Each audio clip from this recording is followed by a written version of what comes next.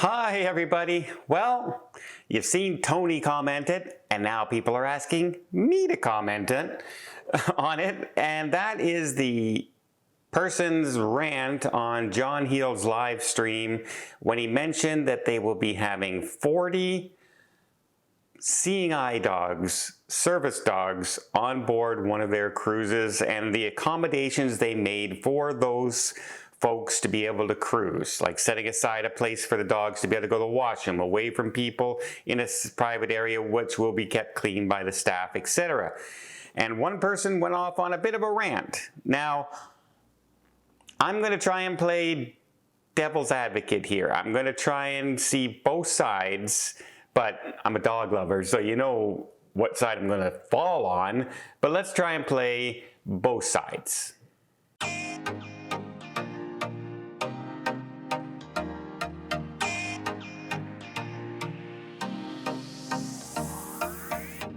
So during Joh Heald's live stream, he was talking about their made accommodations for these seeing eye dogs, these blind, for the blind, where they will be making accommodations for this group. They're all sailing together as part of one group, and it's kind of like a special get-together, special cruise, right? It makes sense. And they made accommodations, just like they make accommodations for people who have certain food allergies. They make accommodations for people, kids with learning disabilities, kids with sensory overload. They have all kinds of cruise lines do this for everybody, but they're doing this for this group of the blind who are bringing on their service dogs or seeing eye dogs. Now, this person goes into a bit of a rant and starts saying that they were disgusted by this. Apparently, they're not fans of dogs. That service animals have gotten way out of, gone way overboard, where everybody has a service dog now. Emotional support dogs, I'm thinking, is what they're talking about, or emotional support animals. Seeing eye dogs are a little different, right? A little different. They help you get around and live your life. So I'm thinking they're a little step above importance. Well, I can't even say that, because people who rely on emotional support animals rely on them. So I'm not even going to go there. But they go into this rant saying that, even if they, that they have allergies to dogs and they shouldn't be put into this situation where they have to be around dogs.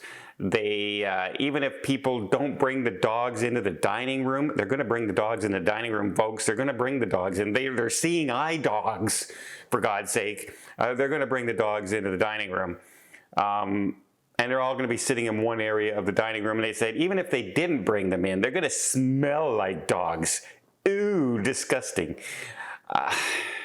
You see how they start becoming unhinged in their argument a little bit. But now let's try and play a little bit of devil's advocate, because first of all, if you have severe allergies to dogs, this can be a problem. Just as much as you accommodate somebody who needs a service dog, etc., you should also accommodate somebody who can't be around dogs because they have a severe allergy. That is an acceptable reason to say, hey, can we book you on another cruise? Can we issue your money back and do something like that? If it's a medical condition and it can be proven, that I have no problem with that person should be allowed to have their money back. Period, because of this situation. You can't always say that, no matter what, they're never going to run across these people on the cruise ship. I run into people over and over and over again on cruise ships. It's not that big. No matter what cruise ship I'm on, there's still a small area. It's like living in an apartment. You're going to run into those people all the time.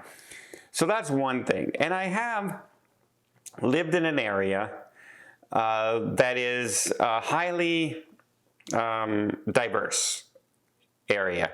And a lot of people from different countries and different nationalities and then are deathly afraid of dogs, because dogs in our area of the world are different from dogs in a lot of other areas. First of all, there's wild dogs in some places. There are people who keep dogs for security and will sick them on people, and police dogs that are used to break up crowds. You get the idea. Dogs are used in different ways in other countries in this world. And people have grown with a huge fear of dogs. We had Nico, the most kind dog in the world.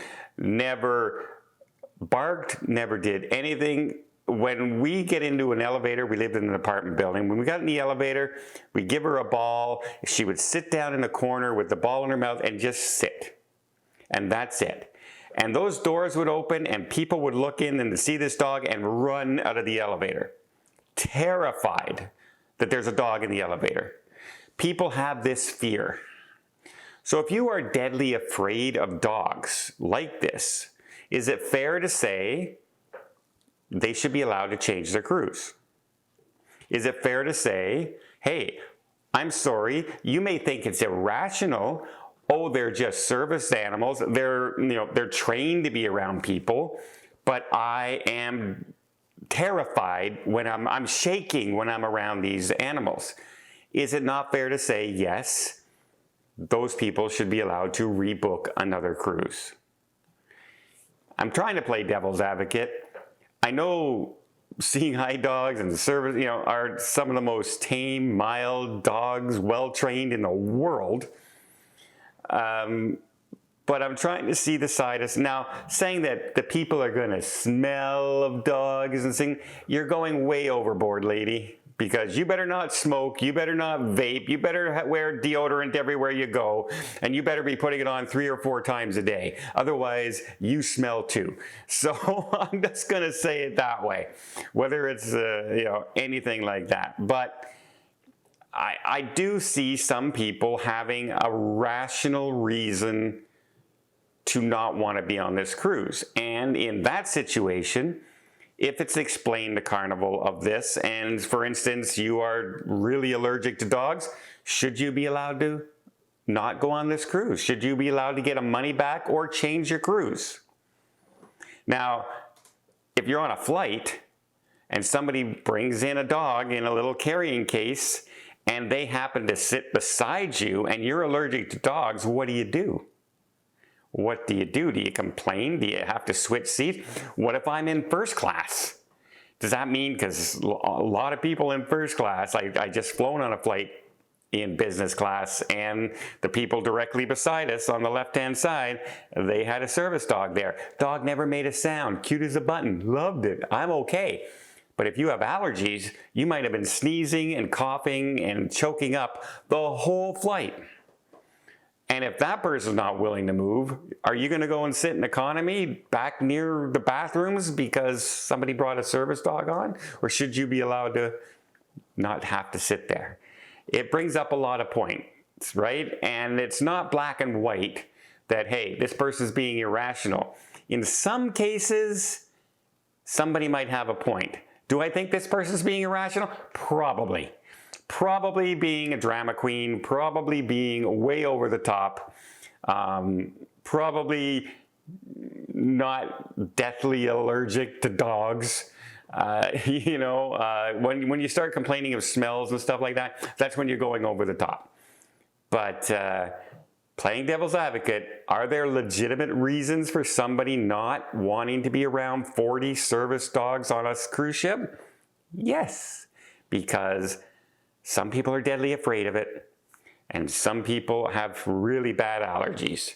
And we kind of have to respect those people just as much as we respect the people who we want to bring on board with the seeing eye dogs. Should we cancel the seeing eye? No, absolutely not. But that doesn't mean we can't accommodate the other people if they have a legitimate reason behind it. We shouldn't just write them off as lunatics. It's easy to do. It's easy to do. But I have seen people who literally paralyzed in fear with the most kind-hearted, lovable dog doing nothing in the world. And so, yeah, I can see some people actually have a point of not wanting to go on that cruise.